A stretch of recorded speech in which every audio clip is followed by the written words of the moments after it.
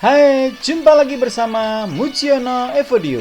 Hari ini kita akan belajar IPS, tema sejarah kemerdekaan Indonesia dengan model tanya jawab. Silakan dijawab secara lisan, langsung bersuara dan suaranya yang keras ya, yang tegas dan keras ya. Pasti bahwa kalian sudah belajar. Oke, sudah siap? Ya, kalau ada yang salah, jangan khawatir, nanti bisa diulang-ulang sehingga bisa sempurna betul semua. Oke, kita mulai ya anak-anak. Proklamasi Indonesia dilaksanakan di rumahnya siapa? Ya, yang keras ya. Yang keras. Ulangi lagi, di rumahnya siapa? Oke, betul.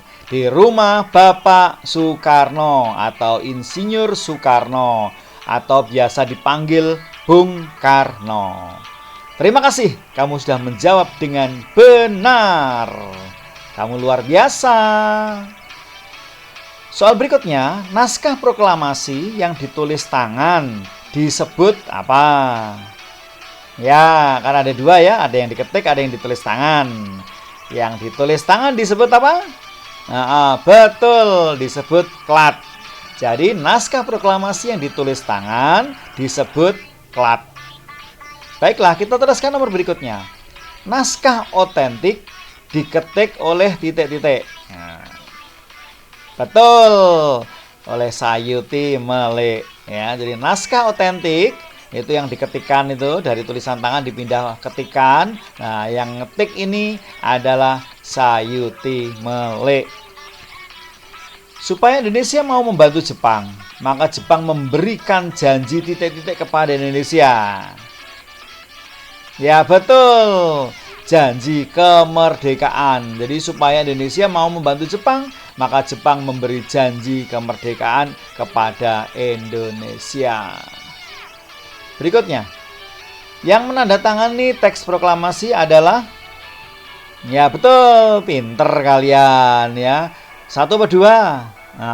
Betul, dua ya, yaitu Bapak Soekarno atau Bung Karno dan Bapak Dr. Andes Muhammad Hatta atau dipanggil Bung Hatta ya. Dua-duanya loh ya, jangan satu. Berikutnya, sekutu datang ke Surabaya pada tanggal, ya betul, tanggal 25 Oktober 1945 sekutu datang ke Surabaya. Yang membakar semangat perjuangan arek-arek Surabaya adalah, betul, Bung Tomo ya. Bung Tomo membakar semangat arek-arek Surabaya supaya jangan menyerah, jangan mengangkat tangan, jangan mengibarkan bendera putih, jangan menyerahkan senjata-senjata yang sudah kita rebut ya. Peperangan di kota Bandung dikenal dengan istilah, yang keras dong. Peperangan di kota Bandung dikenal dengan istilah, ya, Bandung Lautan Api. Jadi peperangan di kota Bandung dikenal dengan istilah Bandung Lautan Api. Perundingan yang diadakan di geladak kapal perang milik Amerika Serikat yang sedang berlabuh di Teluk Jakarta. Nama perundingannya adalah, ya betul, nama perundingannya adalah Renville. Jadi perundingan yang diadakan di kapal perang, kapalnya namanya Renville, sehingga perundingannya dinamakan Perundingan Renville. Kebetulan waktu itu kapal tersebut milik Amerika Serikat, tapi sedang berada di Teluk Jakarta. Berikutnya, pasukan Ciungwanara dipimpin oleh, ya, dipimpin oleh I Gusti Ngurah Rai. Jadi pasukan Ciungwanara dipimpin oleh I Gusti Ngurah Rai. Untuk mengabadikan namanya, nama tersebut dipakai nama bandara di Denpasar, Bali. Bapak Proklamator Indonesia adalah, ya dua-duanya loh ya, jangan satu loh ya. Bapak Proklamator siapa tadi? Ya, dua loh ya, yaitu Bapak Insinyur Soekarno atau dipanggil Bung Karno dan Bapak Dr. Andes Muhammad Hatta atau dipanggil Bung Hatta. Terima kasih kalian sudah menjawab dengan benar. Memang kamu luar biasa. Berikutnya, pemimpin pasukan sekutu di Surabaya adalah, ya, yang jelas dong. Siapa namanya? Oke, namanya A.W.S. Malabi. Dia memimpin pasukan sekutu datang di Surabaya. Pahlawan yang wajahnya diabadikan pada uang Rp100.000 adalah, uang paling besar ini di Indonesia ya. Satu lembar dengan nominal paling tinggi. Siapa namanya tadi? Ya, betul. Namanya Insinyur Soekarno atau Bung Karno dan Dr. Andes Muhammad Hatta atau Bung Hatta. Dwi tunggal, dua tetapi satu. Kelihatannya satu nama, padahal itu dua orang.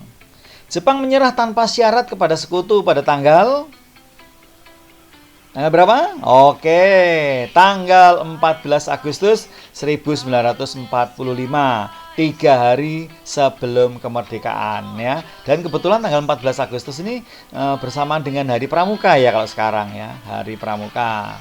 Jadi Jepang menyerah tanpa syarat kepada sekutu pada tanggal 14 Agustus 1945. Teks pada gambar di bawah dibuat oleh, nah itu kan berupa ketikan ya, bukan tulisan ya. Ini berupa ketikan. Nah, yang buat ketikan ini siapa? Yang buat siapa ketikan ini? Yang jelas siapa namanya? Oke, namanya Sayuti Melik. Jadi Sayuti Melik lah yang mengetik dari tulisan tangan diubah menjadi ketikan. Seperti kata-kata yang ada di situ ya. Proklamasi kami bangsa Indonesia. Dengan ini menyatakan kemerdekaan Indonesia. Hal-hal yang mengenai pemindahan kekuasaan dan lain-lain diselenggarakan dengan cara seksama dan dalam tempo yang sesingkat-singkatnya. Jakarta, hari 17 bulan 8 tahun 05. Atas nama bangsa Indonesia, Soekarno-Hatta. Proklamasi. Oh ini maaf tagnya ya. Proklamasi kami bangsa Indonesia.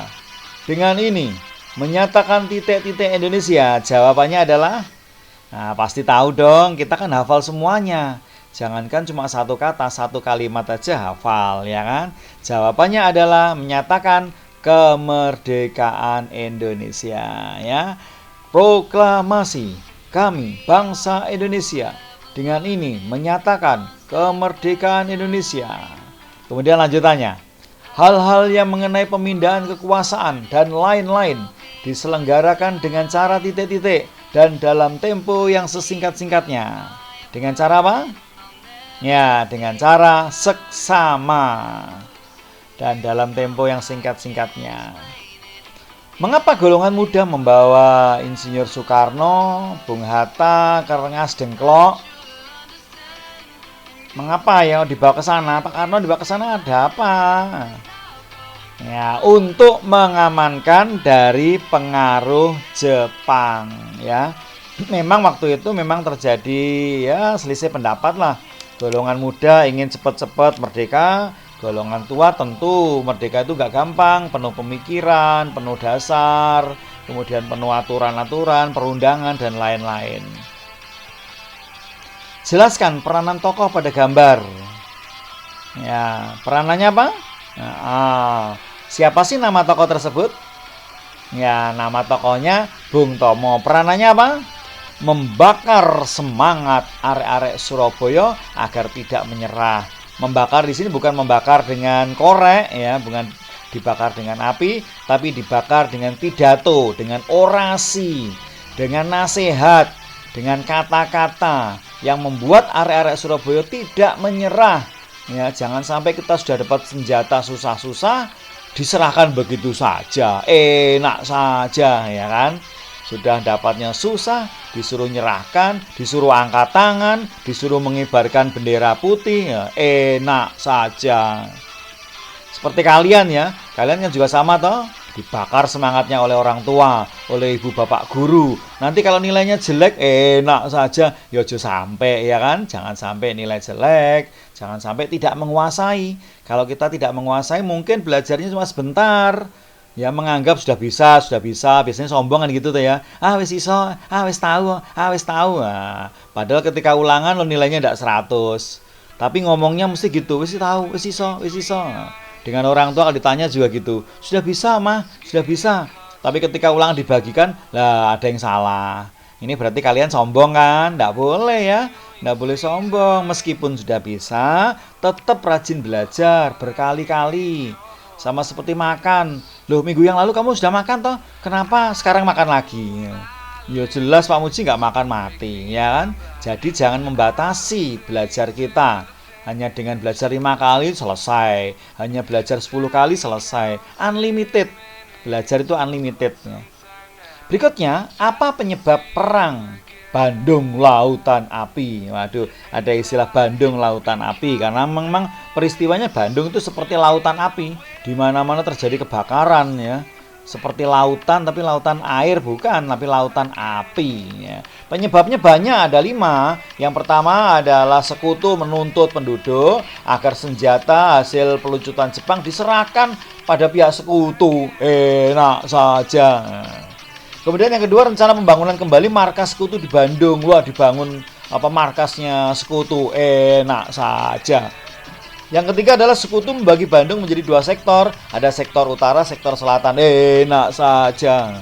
Yang keempat adalah jebolnya bendungan Cikapundung yang menyebabkan banjir di dalam kota. Enak saja. Dan yang terakhir adalah sekutu mengeluarkan ultimatum atau ancaman agar Bandung bagian utara dikosongkan paling lambat 29 November 1945. Enak saja dikosongkan ya. Sama seperti gini. Anak-anak mulai sekarang rumahmu kosongkan, tak PE. Enak saja Pak Muji. Anak-anak mulai sekarang mobilmu kosongkan, tak PE. Termasuk HP-mu. Nah, daripada kamu HP anak itu lah, HP-nya bukan untuk belajar. Kalau HP untuk belajar oke lah, mungkin orang tua memberi toleransi ya. Tapi enggak katanya untuk belajar. Bareng didengarkan suaranya game ya. Awas musuh di depan, tolong aku. Nah, itu suara-suara main game ya. Berikutnya, tulislah bunyi teks proklamasi. Gampang ini ya, hanya 2 kalimat. Saya kira hafal lah ya.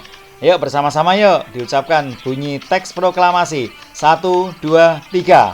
Kami, bangsa Indonesia, dengan ini menyatakan kemerdekaan Indonesia. Hal-hal yang mengenai pemindahan kekuasaan dan lain-lain diselenggarakan dengan cara seksama dan dalam tempo yang sesingkat-singkatnya. Jakarta, hari 17 bulan 8 tahun 05. Atas nama bangsa Indonesia, Soekarno-Hatta. Terima kasih sudah belajar bersama Mujione Video. Terima kasih juga khususnya siapapun anak-anak di Indonesia, di luar pulau maupun di luar Indonesia yang sedang belajar atau mungkin yang sedang bekerja atau mungkin yang sedang melakukan aktivitas lain. Terima kasih untuk yang sudah subscribe, sudah like dan sudah komen ya.